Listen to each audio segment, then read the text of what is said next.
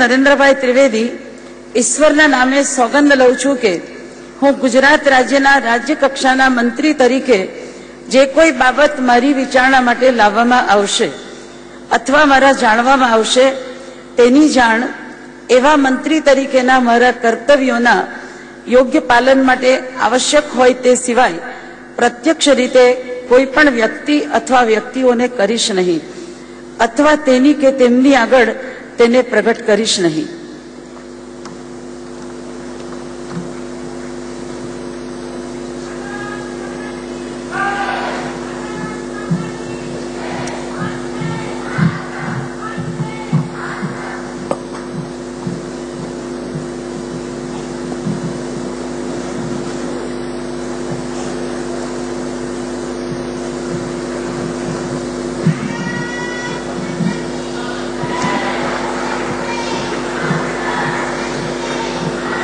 तो आनंदीबेन पटेल ने गुजरात के सीएम के तौर पर शपथ ली है। उनके साथ नितिन पटेल, रमन लाल वोरा, भूपेंद्र सिंह चुडासमा, गणपत वसावा, बाबू भाई बुखेरिया, सौरभ पटेल, ये सब तमाम नेता हैं जिन्होंने पद एवं गोपनीयता की शपथ ली।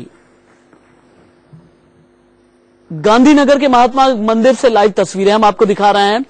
शपथ ग्रहण समारोह में नरेंद्र मोदी सहित बीजेपी के तमाम बड़े नेता मौजूद हैं और साथ ही साथ एनडीए घटक दल के प्रमुख लोगों को भी इनवाइट किया गया है।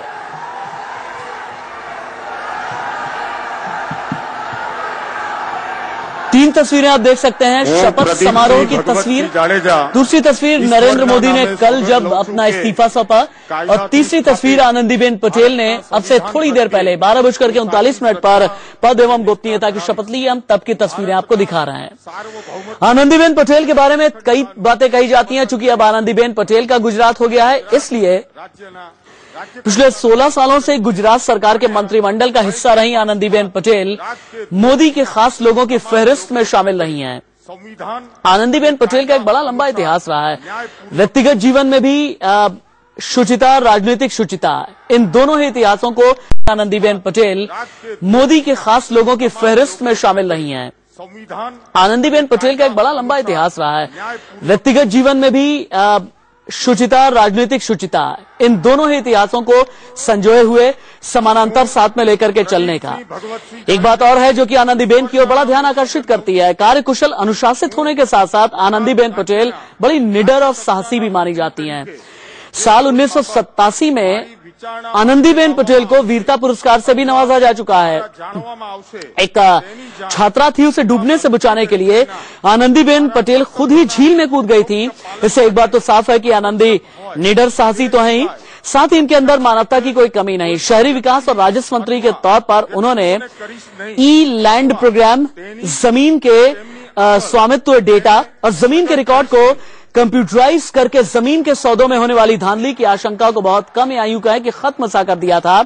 और इस प्रोग्राम से आनंदीबेन पटेल की तरफ से एग्जीक्यूटेड इस प्रोग्राम से गुजरात के लगभग 52% किसानों के अंगूठे के निशान और तस्वीरों को कंप्यूटराइज कर दिया गया था। और यह कहा गया कि वो किसान जो बहुत पिछड़े हुए थे वो सीधे तौर पर मुख्य धारा में जुड़े, और न सिर्फ मुख्य धारा में जुड़े बल्कि उनका निरंतर विकास होता चला गया। आनंदीबेन जेठाबाई पटेल गुजरात की नए सीएम। राज्य के लिए कोई नया चेहरा नहीं, राज्य की राजस्व मंत्री होने के साथ साथ मोदी की बेहद करीबी, अनुशासन प्रिय, अहमदाबाद के मोहिनीबाग कन्या विद्यालय की पूर्व प्रिंसिपल आनंदीबेन पटेल। भारतना संविधान प्रत्ये हूँ साची श्रद्धा अने निष्ठा धरावीश। हूँ भारतना सार्वभौमत्वनु અને અખંડતાનું સમર્થન કરીશ અને હું ગુજરાત રાજ્યના રાજ્ય કક્ષાના મંત્રી તરીકેના મારા કર્તવ્યો શ્રદ્ધાપૂર્વક અને અંતઃપૂર્વક બજાવીશ અને ભય કે પક્ષપાત, રાગ કે દ્વેષ વિના તમામ લોકો સાથે સંવિધાન અને કાયદા અનુસાર ન્યાયપૂર્વક વર્તીશ। હું છત્રશ્રી પૂજાભાઈ મોરી ઈશ્વરના નામે સોગંદ લઉં છું કે હું ગુજરાત રાજ્યના રાજ્ય કક્ષાના મંત્રી તરીકે જે કોઈ બાબત મારી વિચારણા માટે લાવવામાં આવશે અથવા મારા જાણવામાં આવશે તેની જાણ એવા મંત્રી તરીકેના મારા કર્તવ્યના યોગ્ય પાલન માટે आवश्यक होय ते सिवाय प्रत्यक्ष रीते कोईपण व्यक्ति अथवा व्यक्तिओने करीश नहीं अथवा तेनी के तेमनी आगळ तेने प्रगट करीश नहीं।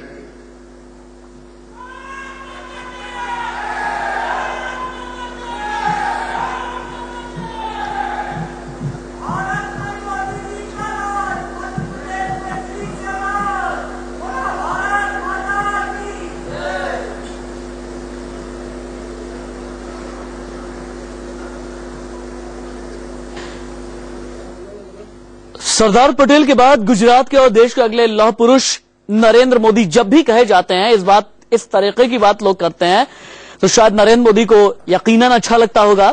अब जब आयरन मैन गुजरात का मुख्यमंत्री पद छोड़ करके भारत के प्रधानमंत्री बनना है तो उनकी कुर्सी कोई और नहीं बल्कि गुजरात की आयरन लेडी कही जाने वाली आनंदी पटेल ले रही हैं। 73 साल की आनंदीबेन पटेल गुजरात राज्य की सबसे पहली महिला मुख्यमंत्री होंगी। एक गांधीवादी के घर जन्मी और स्कूल टीचर से राजनीति के क्षेत्र में आई आनंदीबेन पटेल गुजरात की राजनीति में बहुत कुछ कर चुकी हैं और जो रेस चल रही थी उसमें बहुत आगे थी। आनंदीबेन राजनीति में आने से पहले अहमदाबाद के मोहिनीबाग कन्या विद्यालय में प्रिंसिपल हुआ करती थी और 1987 में स्कूल पिकनिक के एक एक्सीडेंट की वजह से कहा जाता है कि आनंदीबेन पटेल का राजनीति में प्रवेश हुआ, राजनीति में एंट्री हुई। हुआ यूं कि स्कूल पिकनिक के दौरान जो 2 छात्राएं नर्मदा नदी में गिर गईं, उन्हें डूबता देखकर के आनंदीबेन भी उफनती नदी में कूद पड़ी, दोनों को जिंदा बाहर निकाल ले आई। इसके बाद आनंदीबेन को राज्य सरकार ने वीरता पुरस्कार से नवाजा। इस घटना के बाद आनंदीबेन के पति मफत भाई पटेल जो उन दिनों गुजरात बीजेपी के कद्दावर नेताओं में से एक थे, उनके दोस्त नरेंद्र मोदी और शंकर सिंह वाघेला ने उन्हें बीजेपी से जुड़ने और महिलाओं को पार्टी के साथ जोड़ने के लिए कहा। बस उसी साल आनंदीबेन पटेल गुजरात प्रदेश महिला मोर्चा अध्यक्ष बनकर बीजेपी में शामिल हुई। अब पार्टी में इन दिनों कोई मजबूत महिला नेता नहीं हुआ करता था और इसीलिए कुछ ही दिनों में बीजेपी में आनंदीबेन एक बड़ी निडर नेता के तौर पर उभरी और राजनीति में आने के 7 साल के बाद ही 1994 में गुजरात से राज्यसभा की सांसद भी बन गईं। इसके बाद 1998 के विधानसभा चुनाव में बतौर विधायक गुजरात के मांडल इलाके से चुनी गई और केशुभाई पटेल की सरकार में उन्हें शिक्षा मंत्री बनाया गया। बड़ी अजीब सी बात है, केशुभाई पटेल आज मंच पर हैं लेकिन कुछ नहीं है एक तरीके से देखा जाए तो। हालांकि एक बुजुर्ग की हैसियत से, बुजुर्ग राजनेता की हैसियत से नरेंद्र मोदी के ठीक बगल में बैठे हुए हैं। आनंदीबेन पटेल ने उन्हीं के दौर में या यूं कहें कि उन्हीं के मुख्यमंत्रित्व काल में सीधे तौर पर सरकार में पहली बार शामिल हुई थी, शिक्षा मंत्री बनी थी। लेकिन कहा जाता है कि आनंदीबेन पटेल हमेशा से ही मोदी के बहुत नजदीक रही राजनीतिक तौर पर। 1995 में शंकर सिंह वाघेला का विद्रोह हो या 2001 में केशुभाई को पद से हटाने की बात, आनंदीबेन हमेशा ही मोदी के साथ में खड़ी रही। मोदी सरकार में आए उसके बाद कुछ दिनों तक शिक्षा मंत्री रही आनंदीबेन को शहरी विकास और राजस्व मंत्री बनाया गया। राज्य सरकार की कई और समितियों की उसके बाद अध्यक्ष बनी, फिर पीछे मुड़ करके आनंदीबेन में कभी नहीं देखा। ये बात शायद हिंदुस्तान के बहुत कम लोग जानते होंगे। बड़ी दिलचस्प एक बात है कि टाटा नैनो को जमीन देने की बात हो या नर्मदा नहर के लिए किसानों से जमीन लेने का काम, इन सभी के पीछे आनंदीबेन का बहुत बड़ा हाथ था। रजनीकांत सोमाभाई पटेल ईश्वरना नामे सोगन लઉં છું કે હું ગુજરાત રાજ્યના રાજ્ય કક્ષાના મંત્રી તરીકે જે કોઈ બાબત મારી વિચારણા માટે લાવવામાં આવશે અથવા મારા જાણવામાં આવશે તેની જાણ એવા મંત્રી તરીકેના મારા કર્તવ્યોના યોગ્ય પાલન માટે આવશ્યક હોય તે સિવાય પ્રત્યક્ષ રીતે કોઈ પણ વ્યક્તિ અથવા વ્યક્તિઓને કરીશ નહીં અથવા તેની કે તેમની આગળ તેને પ્રગટ કરીશ નહીં।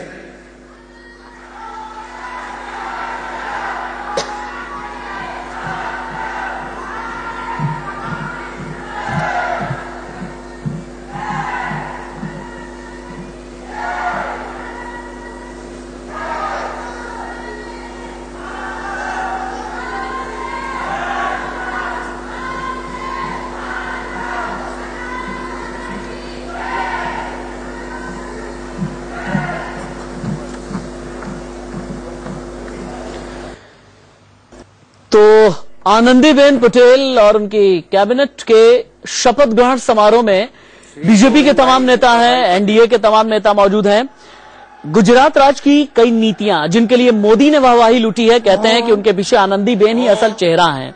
फिर चाहे ई लैंड प्रोग्राम हो, और जैसा कि थोड़ी देर पहले मैंने बोला था कि जमीन के मालिकाना हक का डेटा और जमीन के रिकॉर्ड को कंप्यूटराइज करके जमीन के सौदों में होने वाली धांधली को रोकने की बात, या फिर गुजरात के 52% किसानों के अंगूठे के निशान और तस्वीरों को कंप्यूटराइज करने की बात हो, इन सभी की वजह से आनंदीबेन पटेल ने काफी वाहवाही लूटी और प्रशासनिक काम करने वाली सबसे कुशल मंत्री बनी नरेंद्र मोदी जिस वक्त गुजरात के सीएम हुआ करते थे।